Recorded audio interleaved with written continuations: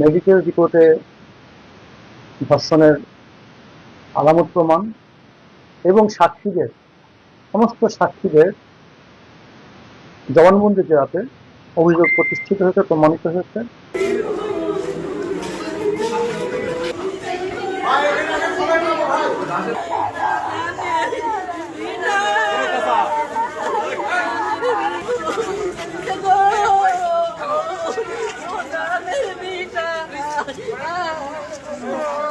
আমিষাকে ধর্ষণ পরবর্তী হত্যাকাণ্ডের ঘটনা নিয়ে সারা দেশে যখন একটা